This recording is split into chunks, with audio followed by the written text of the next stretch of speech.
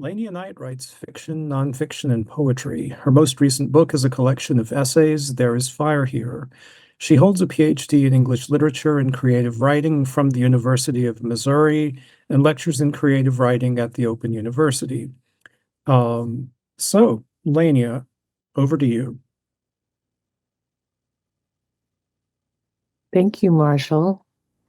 Thanks, and thanks everyone for joining us while we're recording and having a conversation. If everyone could turn off their video, that would be great. I can see just a couple of people, and mute your mics. That's wonderful. So today I'm here with Jane Byrne. Jane Byrne is an award-winning poet, a hybrid writer, artist, and working class person with autism, person with disability. Her work is widely published in many magazines and anthologies, and she regularly facilitates creative writing workshops. Her current collection, The Apothecary of Flight, is published by Nine Arches Press, and she was the Michael Marks Awards Environmental Poet of the Year for 2023-2024. And many of her essays, articles, and thoughts upon creativity can be found at her Substack, which is byrnejsubstack.com. Welcome, Jane. Hello, Lania. Thank you so much for having me here. I am so glad to have you. So, Jane, I met you in Grassmere last year. I met you when you gave a workshop as the Environmental Poet of the Year, and it was just wonderful. And I just love your poetry and the way that you speak about your own processes and being a neurodivergent person. And I was wondering if you could start us off by talking about maybe how you knew you were neurodivergent, or how that came about, or what life was like for you as a young person. Yeah, well, I didn't know. I'd never heard these terms. I'd never, obviously, neurodivergent and autistic were terms I didn't know about when I was young. I didn't know what was wrong with me. I just thought that there were things wrong with me always. The fact that I couldn't make friends, didn't want to do the same things as my peers. I really, really struggled in school.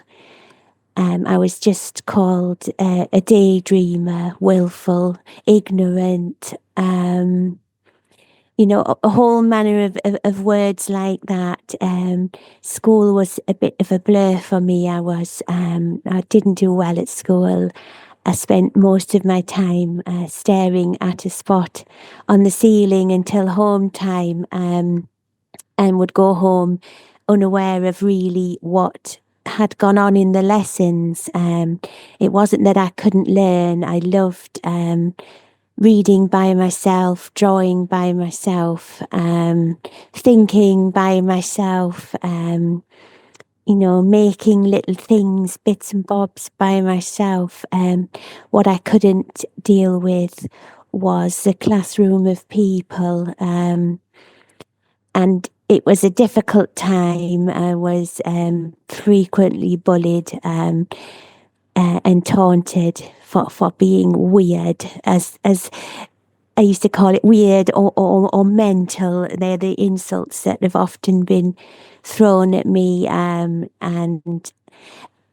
there was just many embarrassing moments communicating with sort of squeaks, and struggling like that, saying the wrong thing, copying what people said, has led to lots of unlearning I've had to do as an adult, because obviously copying seemed to be the way to try to fit in the best.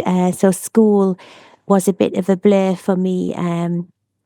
It wasn't until I went to sixth form that I started to witness different ways of learning, but by then I felt as if it was too late for me because I hadn't learnt those building blocks that would allow me to progress with learning there. So I didn't do very well at all in any A levels or anything like that.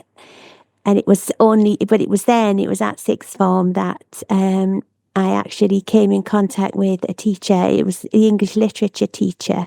I've written before about why I felt driven into literature and art, really without knowing why. I've just felt drawn to it all my life. And it was that teacher who read poems in the lessons, and it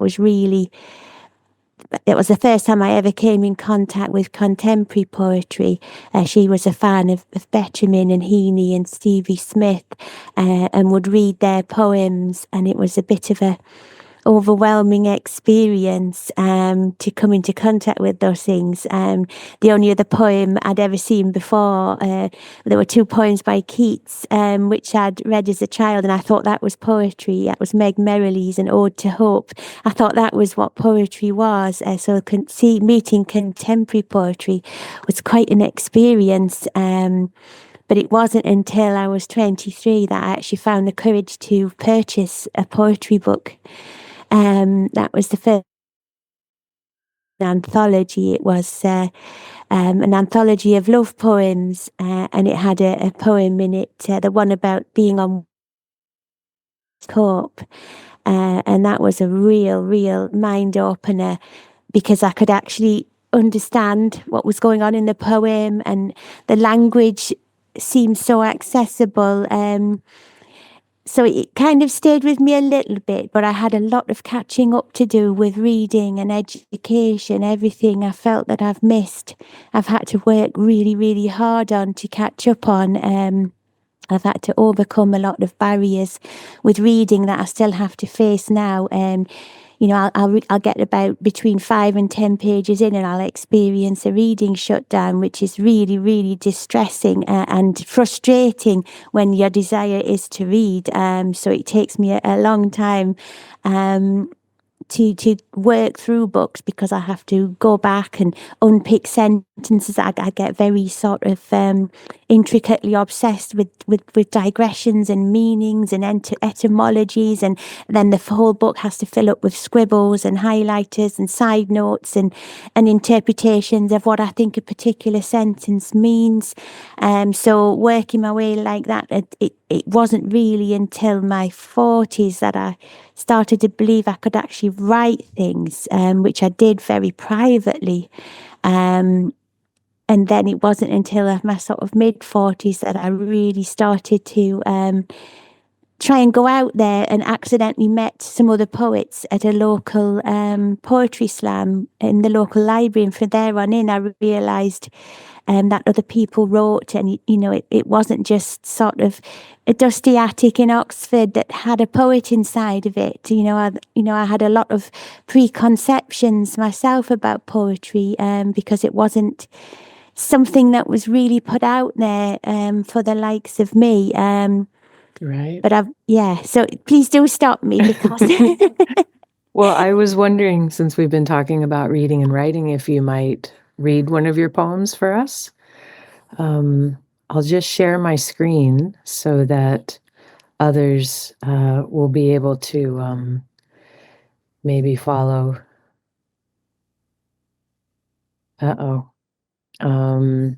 Looks like I might not be able to share my screen. if you're not the host, you won't be able to screen share. Yeah, you're right. Okay, so this is the book I'll ask you to read from first, if that's okay. So, Be Feared. This was published by Nine Arches Press, and let me see. So the poem I was hoping you could read was How Autistic Spectrum Condition Made Her Worth Her Weight in Birds. Is that okay? Yes, of course. Thanks. With pleasure. Pitter-scratch, pat-scratch, soil-deluded beak. The floor is a mystery of worms, a concealment of seeds. This queerish bird keeps becoming lost, though she is not a tiny thing. See how this bird knocks her cheek against a cupboard door, and bat, bat, bat, comes a sound of wood bumping against flesh. The smell of varnish, bitter, the nurture of wood, divine. Elbow flicker, elbow flack, great misguided flight. The air is a flabbergast of space, a fatigue of liberty, an unreachable scar. She sees it marked by a devotion of swans and worships their birth, the lowering of fat, unblemished boughs, their christening of self to shifting water, their mustering of signets into lines. She's afraid she does not lead her own baby well, afraid he will drown in her chaos. She is all the horrors of doing things wrong, though she lowers her neck above him in shapes of love.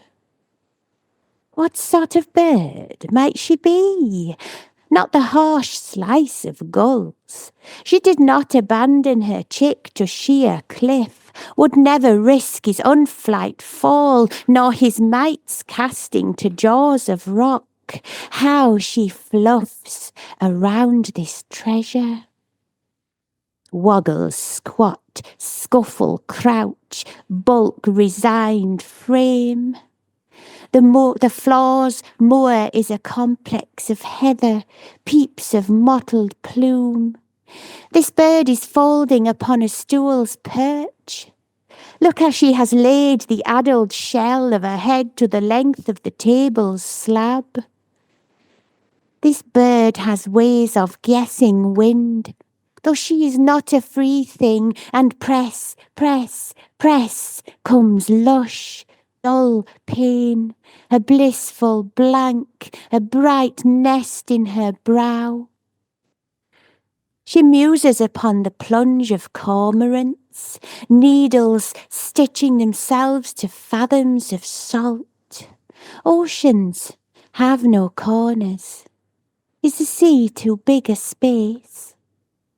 Reflections were never her friend.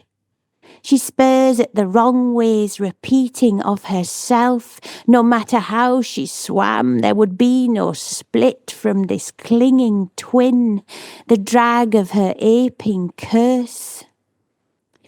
Gravel, gullet, splinter hymn, rasp of ugly verse. Complain is a nightmare time, a tuneless ask. She is no nightingale. Her voice of shatter and shriek chimes for every hour that she forces her breast to thorns. One this weight will never hum for nectar, no matter how she puts tongue to bloom. She envies the swallows, prays for such frail connects. Quap, fleck, dash, fear, spook from human sight. The day is a threat of lungs, a worry of sounds. She harbours aspects of a wren as pit, pit, pit, she weaves a home of threads. Picky snap, scrabble snap, her hands are clacking bills, plucking her purse of screwed receipts, pecking at paper scat. This bird winds herself with spells as bind, bind, bind. She is lured back to ground, becomes conscious of blood. This bird was born a murmuration. From inside her mouth comes a flight, a flurry, for this is the way she cries. Catch them, though they are not perceptible things, and flit, flit, flit, There are hollows in her chest. This bird is built on bruised and brittle sticks. Look how she carries a claw of knives that cut through all her songs. Though she will say, I'm fine, there is no cure for cracks. The tap drips its chorus through dawn. This bird has a secret caught behind her lips. Look how her tongue toils like a trapped wing. It will spill feathers and sing. Sing, sing a question of sky. Her kitchen is an aviary. She sees blue, its colours served through cracks. Who made her mocking brain? Sometimes it is an eyrie scribbled with scraps and full of bones. She is an owl's breaking of dusk, the steeple of an egret. Dot dash, dot dash. Her toes cling to ledgers like walking code. She writes a riddle with each step. Home, sweet home, sweet home.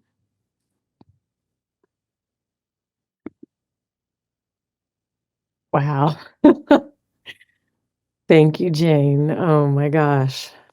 That I'd was forgotten how long that absolutely was. gorgeous. It didn't feel long at all.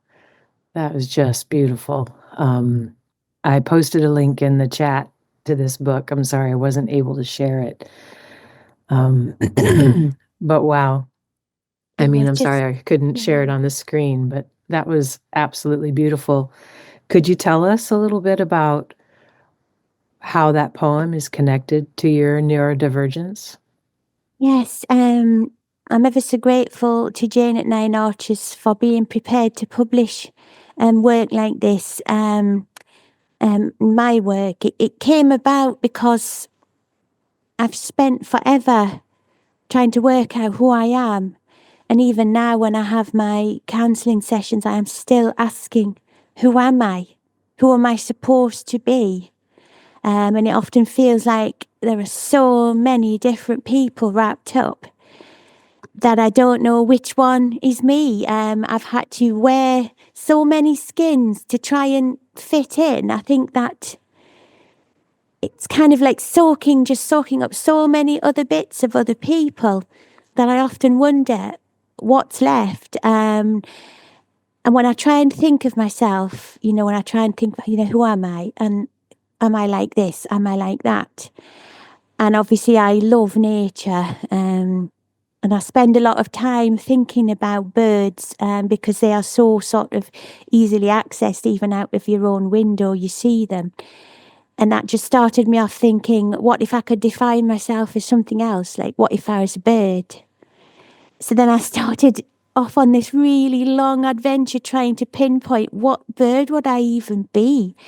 And then looking at what I think of different birds and whether or not I was like a ground bird, a sky bird, a water bird, a small bird, a big bird, a bloodthirsty bird, a sort of seed bird. It just went on and I still couldn't answer it. I could only find bits of what I thought might be myself in aspects. And things I've never managed to pinpoint. I couldn't tell you now which bird I was or which horse I was or which tree I was. I just feel like it's just a lifetime of looking and never quite hooking on an answer. So that was really this poem. And also being allowed to express in it some neurodivergent traits, like the pressing of the head on the countertop, which is a huge relief system that, a cold tabletop or a cold or like a cupboard door on a cheek, and the staying in that position is a real way that I can deal with overwhelm and difficult moments, and that's at the time I can vanish really and just stop sort of thinking, stop feeling the existence for a while and just concentrate on the sensations of the wood, for example. So it was good to be able to express that as well. Wonderful. I'm really struck by what you do in this poem of sort of ranging outward, to find different aspects, of who you are. And then what you're describing also as like a grounding and a physicality, just that range and breadth is just amazing. I was wondering if you might read another poem for us from your book, The Apothecary of Flight. When I met you and when we've talked in the past, I've been fascinated by how you read and how how poetry comes to you and how you make sense of what you're reading. So I wondered if perhaps you could read the meta poem about Emily Dickinson, I think it is. Yes. I do wish we could screen share it because there Yeah, Marshall, if you're able to screen Yeah. share that one, it's just a one-page poem, but the image of it is quite striking. So if yeah, readers might be able, if our audience might be able to see it. Let's see. Yeah. I think this move into a lot of meta poetry took quite a few people by surprise because I know not everybody is a fan of meta poetry, but I am because looking within is also a good way to look without as well. So I'll give it my best try. Somebody I'm quite a big fan of is Emily Dickinson. And she was absolutely groundbreaking in what she did with her grammar and her words, just everything, and who she was. And this is sort of a meta poem. It's based on a meta poem of hers, which is number 568, which is sometimes known also as We Learned the Whole of Love. If anyone wants to follow up on it.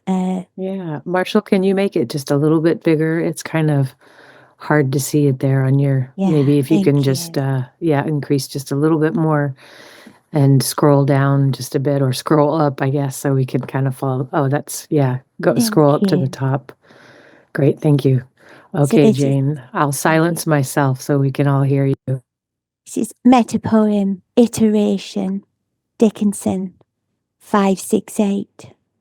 We learned the whole of love, the alphabet, the words, diviner than the childhoods, and each to each a child. Love spent between paper, child, becomes elemental. A is a fifth of apple, aphid, abyss. Child keeps atoms in their head. Alpha. So which, child asks, is the best book? Omega. If A is for a pristine block, and Omega for messy margin notes, a ruined tombola of highlighting pen, then this lesson, child says, is an apocalypse. B, C, D, E, F, G, H, I, J, K, L, M, N, O, P, Q, R, S, T, U, V, W, X, Y, Z.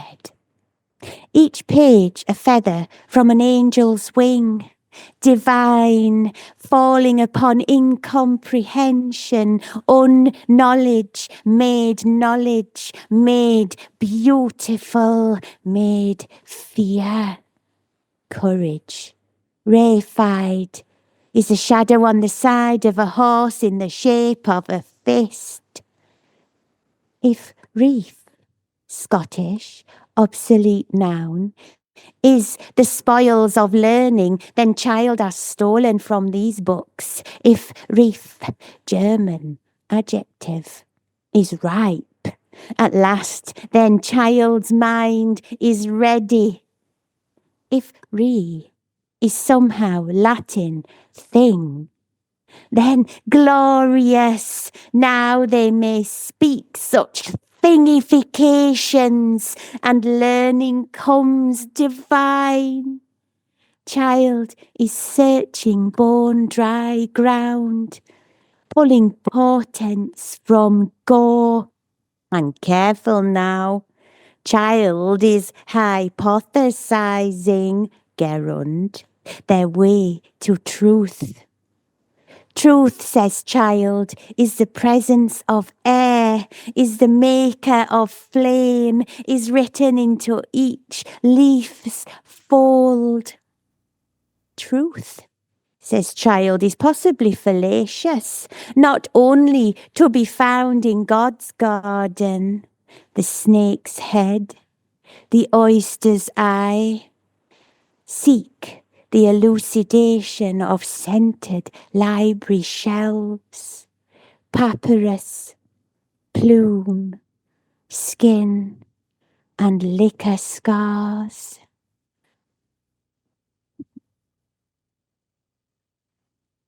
Wow. Thank you, Jane. Thank you. Marshall, thanks for sharing that on screen so we could see while Jane read. Can you talk to us about what is a metapoem and what are you doing here with Emily Dickinson's work and your reading? Well, a metapoem, it's basically a poem that deals with the process of poetry itself.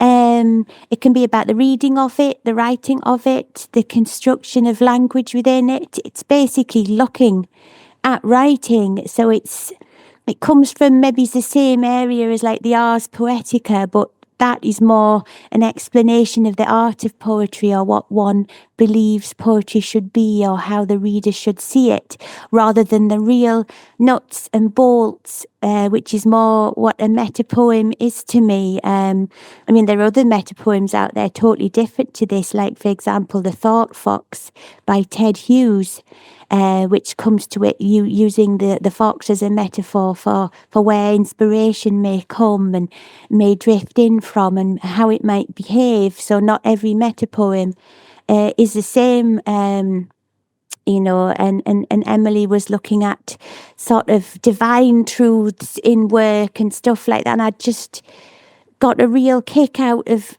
her poem, because I think to many of us, poetry, literature is like divinity. It's this incredible thing that one can never really pin down, like spirituality, like faith. It's all kind of rolled up in that divine feeling, which I get from poetry. I get a peace and an understanding and a voice that I don't find anywhere else. And then, you know, so this is why it's so important. And I just really wanted to respond. I call myself a child in the poem. Child is this, child is that, because I've still felt like a child way into when the rest of the world considers me an adult. Because, you know, I did feel so sort of behind in learning, so sort of lacking in what I felt I should know. And I'm still unsure if somebody puts me on the spot. I'm unsure of, I couldn't tell you right now what's a noun, you know, things like that. I think there's some missing bridges in my mind which I never managed to join up. So when I was writing this, I was trying to just show, you know, when I learn something, I try and learn it, and I sometimes remember it, and I sometimes don't. And this is kind of like my notes, where I will pass a sentence down and say, oh, noun, verb, pronoun, you know, and I'll try and retain it. And for some reason, some things stick and some things don't. And this was just, I wanted to show how I think. I wanted to show people how I think. And yes, it gets complicated. Yes, it ties me in knots, but I also wanted to keep in the absolute joy that I get from learning, and I get from writing, and I get from discovering a new word, and still seeing myself as this child that doesn't know enough. and we'll Right. never know enough. So that kind of got wrapped up into this sort of, and if you think of, how does Jane Byrne start writing a poem? It's kind of like this. Right. It's kind of just tumbling headlong into something you feel you want to express, and then having to unpick backwards and parse how you want to do it. I do get very tired when I'm writing. I do. My brain does tie itself in some incredible knots. So it's a bit of a funny poem, and I know one review said the meta poems did definitely deflate the feel of the collection, but I thought, well, that's kind of missing the point of why a person with autism might want to express in this way what writing is to them, and not everyone has to like your work. I know that, but I felt like it's often been misunderstood. Right. I think, did you mention when we talked once that you didn't speak much as a child? Yeah, I didn't speak much as a child because, as you can tell now, I struggle with an off button. I don't know when enough is enough. I don't know when people are bored.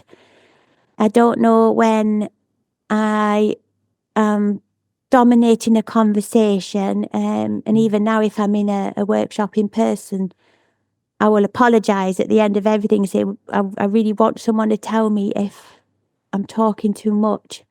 So when I was young, it was often very embarrassing. I remember moments at primary school where I was just making squeaking noises, and the whole of the sort of class were sort of laughing, and I got quite sort of distressed about it, to the point where the teacher had to restrain me. And I was, for some reason, was holding a cup in my hand, and I wouldn't let go of the cup.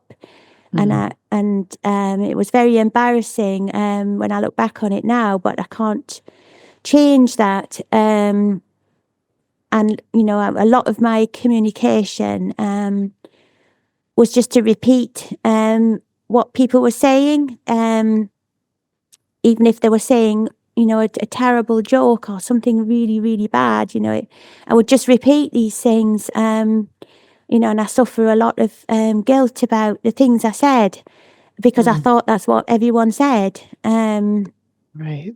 So, and also I have a strange sounding voice, which I was absolutely mercilessly tormented for. So also that was a real encouragement not to use it at all. And did poetry unlock language for you? Oh gosh, yes. Could you talk about that a little? Yeah, I get quite animated when I was at a digital writing retreat just last week, and the tutor in my tutorial was questioning my word choices, and was I conscious that I was deliberately disbarring the reader, or not considering the reader, or disassociating myself with these word choices from a reader. And is this sort of rolled into like an elitist approach to poetry, and in which case, I do get quite sort of animated when defending myself, because when you know me and you know that these words are joy, and I'm a collector of anything, and words are one of the things I collect. I just write them down endlessly in books, and search for alternatives and things like that. So like the outlandish word choices, they're not outlandish to me, they're just words. And if I encounter a word I don't understand, I go and look it up, so I can be a bit sort of literal with that, and maybe not consider that other people don't want to do the same, or don't feel able to do the same. So I sometimes worry about that kind of thing. Mm. I'm losing my thread a little bit for the answer of the That's okay. question. Yeah. Yeah. Well, I just wanted to say quickly, I have a little bit more I want to ask you about, and then I think we're going to open it up to our audience for Q&A. So just a reminder for everyone who's here with us, if you have any questions for Jane today, if you could put those in the Q&A, that would be wonderful, and then we'll have a look at them in a few minutes. Yeah, so Jane, something I loved about meeting you and that workshop that you ran in Grassmere,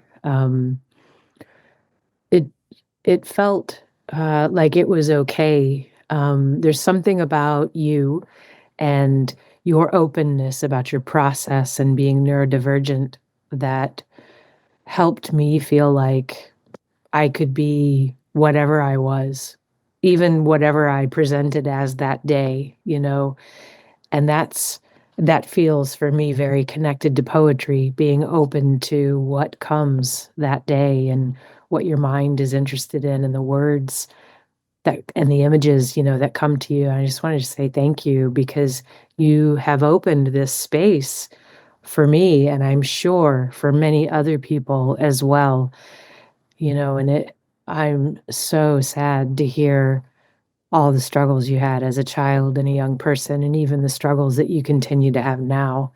But I'm so grateful, that you're here and that you're who you are and that you share your work and your way of being and thinking with us. It's just such a gift.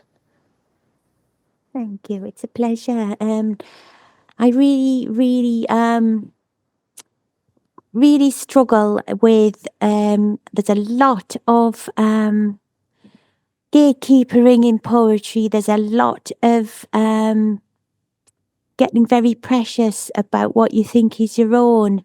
And it creates an atmosphere of unwillingness to share, which is one of the reasons I did start my Substack, because on there I share like so many ideas I've had about, my own neurodivergent approach to writing.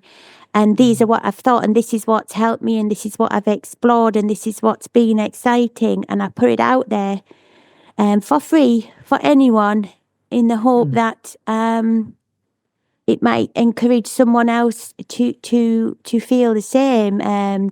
Because ultimately, there's nothing new in any art form. The more you sort of trace the lines back, the more you find that people have gone before you, and the fact that they've done that is why we are here now, learning and reinterpreting it all for ourselves.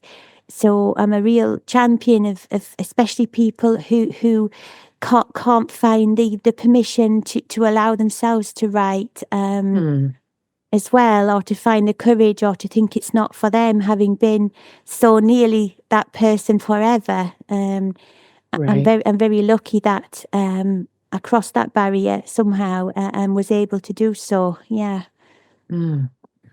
That's wonderful. We've got a question in the chat.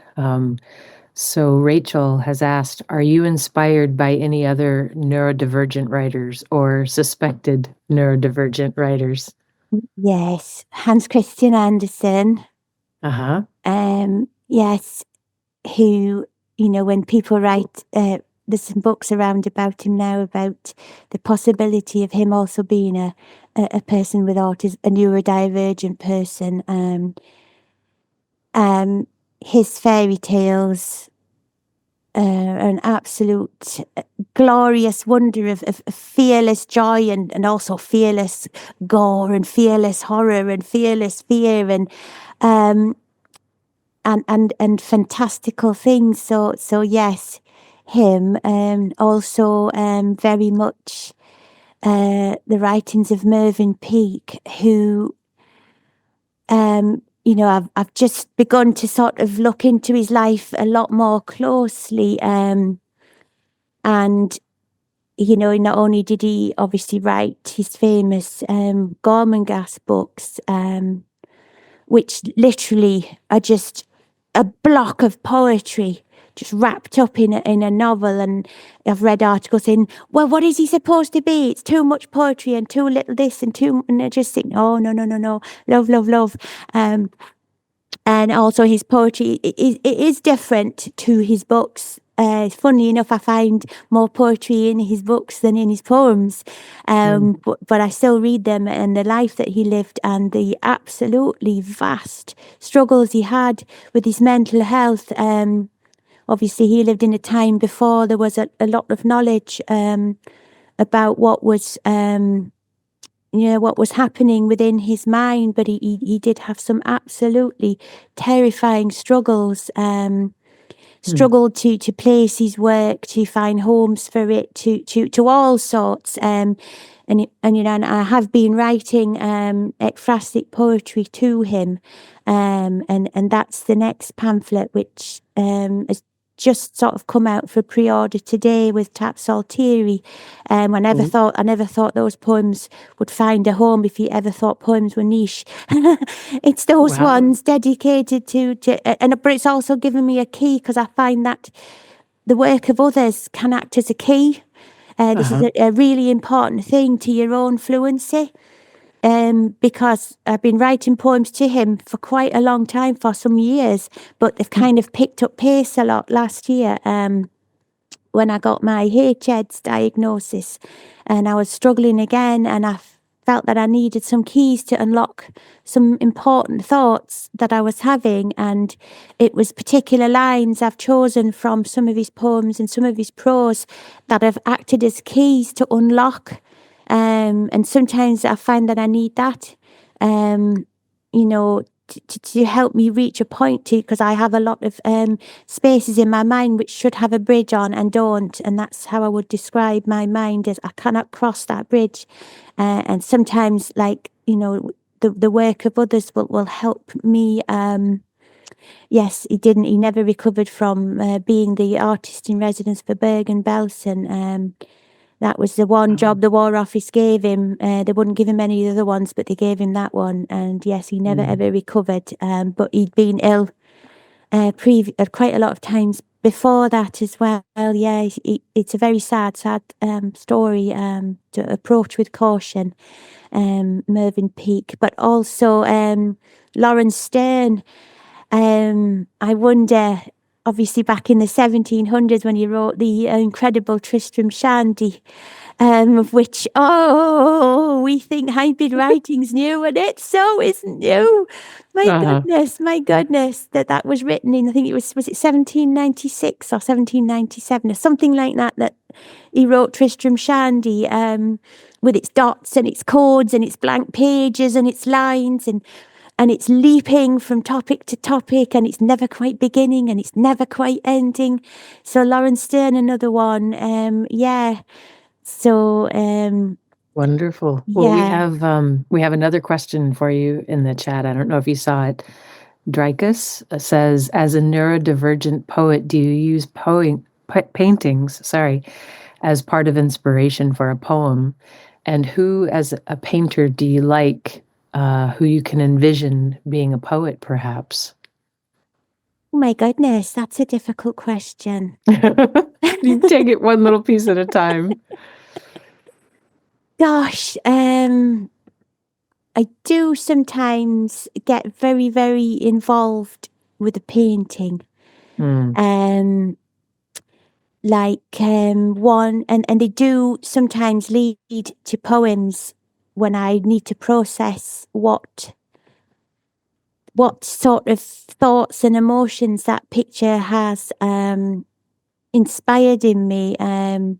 There is one in the Apothecary dedicated to Georgia O'Keeffe, because I found a lot of thinking space in her work. I find, her work has a lot of space in which I can put myself and think. But then you look, there's other paintings like Ken Curry's Shot Boy, which is in the Land Gallery in Newcastle, which is approach with caution. It's a deeply shocking image based on a real life event in Newcastle's West End, and that got me writing a poem as well. Hilda A.F. Klimt, Pip Lottie Wrist. It leaps around because I've written to a video installation by Pip Lottie Wrist as well. I think that's in the Apothecary as well. So I've sort of been mesmerised by it. I never saw it for real, sadly. I don't know if I would have found it too overwhelming. I've watched segments of it online that people have taken of her incredible installations. So it really, really does leap around. I cannot pull down a favourite artist. Again, Mervyn Peake, illustrator as well. So seeing, I saw some of his work for real in the British Library in December 23. I was very lucky to see a selection of his illustrations there. William Blake, the way he scattered illustrations through his poems. I mean, looking at his illustrations are quite sort of. I mean, his mind must have been incredible. Absolutely incredible. That's another guy. I mean, you wonder, about neurodivergence and things we didn't know. You've got him, you've got Blake, Right. and his polymathic approach and the way one does speak to the other. It does. I think someone said in the chat that listening to you read your first poem felt like imagining listening to Blake. Can you imagine? I would love to know what he sounded like. Yeah. When he was reading his work. If ever there was someone utterly absorbed by their art, Right. he was one, wasn't he? But also songs. I take art as a very broad church, and I've often written to songs, or the feelings those songs have made, or the times they've been a key to a set of thoughts I've needed to unlock as well. So often songs come into it, definitely. There's another question here. Do your own paintings lead to poems, or vice versa? Both. Both. And often I do a lot of diagrams too, which lead into poems as well. I think it's all about finding stepping stones between what's in here and what you would like to come out. Sometimes I'll do I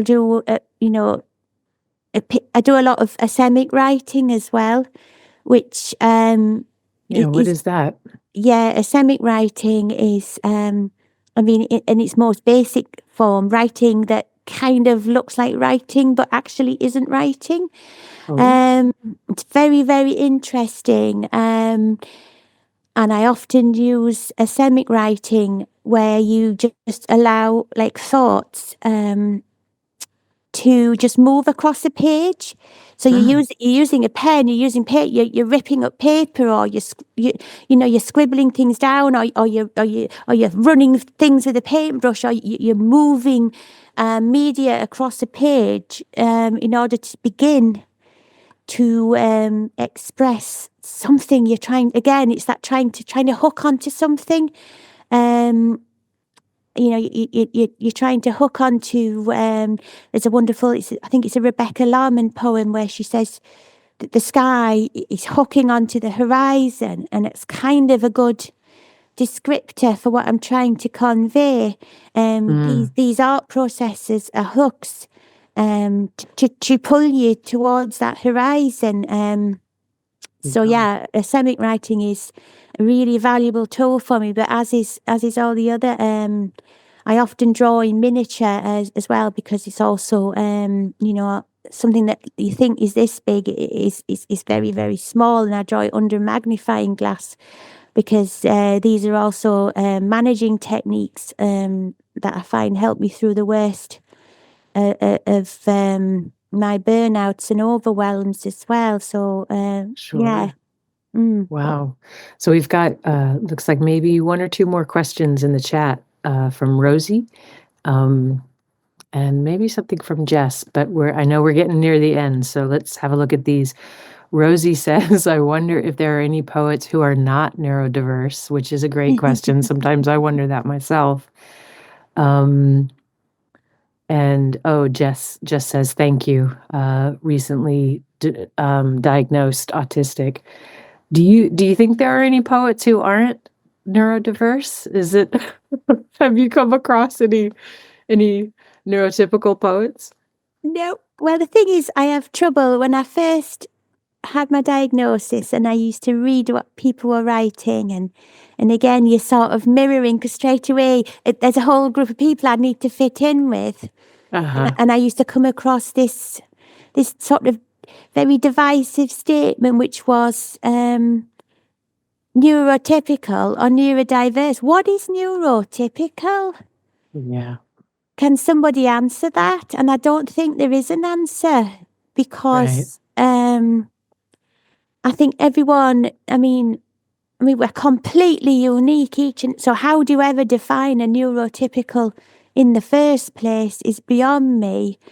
I wonder if it's about whatever particular culture we're part of, what they value most or least, or what's, easiest or most troubling or difficult, who knows? It's, I mean, we're all tumbling down this hill of I mean, there's class, there's culture, there's history, there's memory, there's economic place, there's society, there's gender. There is nothing typical about people. So I don't even know what defines me as neurodiverse then. yeah. Opening out another sort of, there's some more thoughts. What makes me what makes me sort of neurodiverse in a way?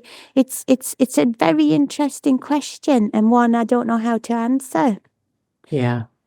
Well, I think having conversations like this and other people coming in with questions and thoughts and kind of bouncing off of it, it's just fascinating to me, because there are lots of similarities, I hear lots of people having the same kinds of experiences, but it's also incredibly unique. But I was thinking, before we sign off, because we just got a couple more minutes, someone posted a link for the book you just mentioned.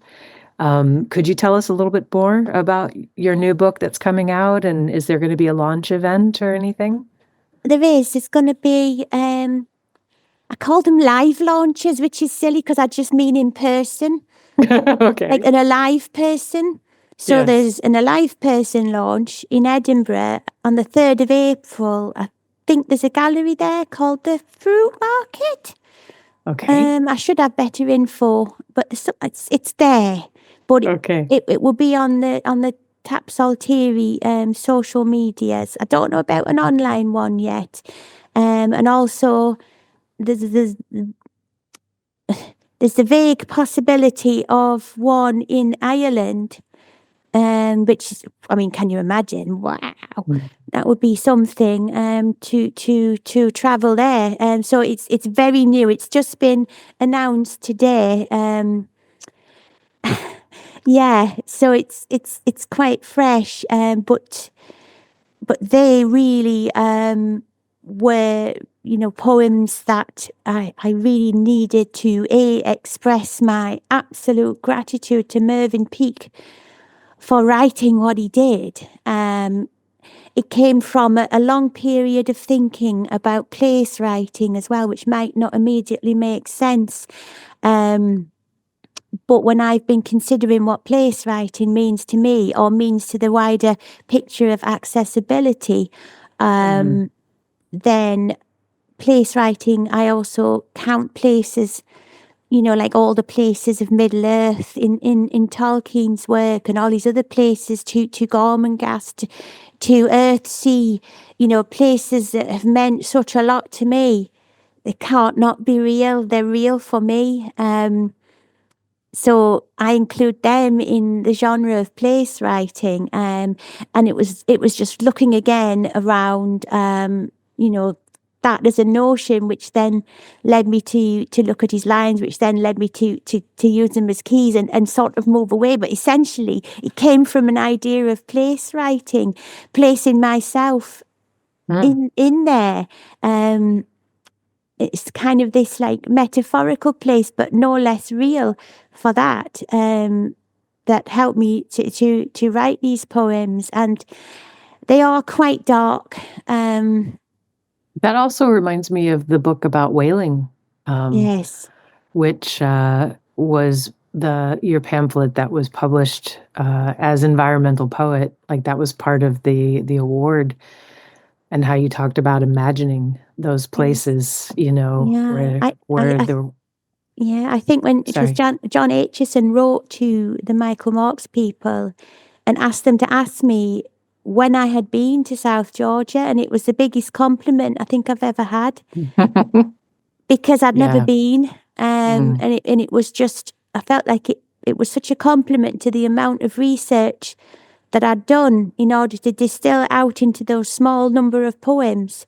The research was massive, the way I immersed myself, and I'll believe I went. I do believe I went, and no one can tell me I didn't go, because I visited its history, I visited its present, I visited its times throughout, its memory, its situations. I visited it visually, mentally, emotionally.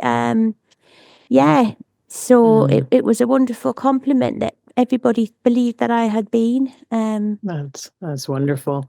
Well, we have 1 minute left, and so I just want to say thank you so much, Jane. It's been just wonderful to have this conversation with you, and I think other people are enjoying it as well. We've got lots of comments on the chat.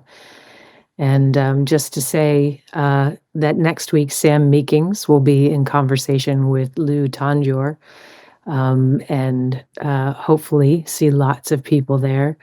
But Jane, thank you so much. And thanks to Sam and Marshall, my co-conspirators, for organizing this seminar series. It's been wonderful.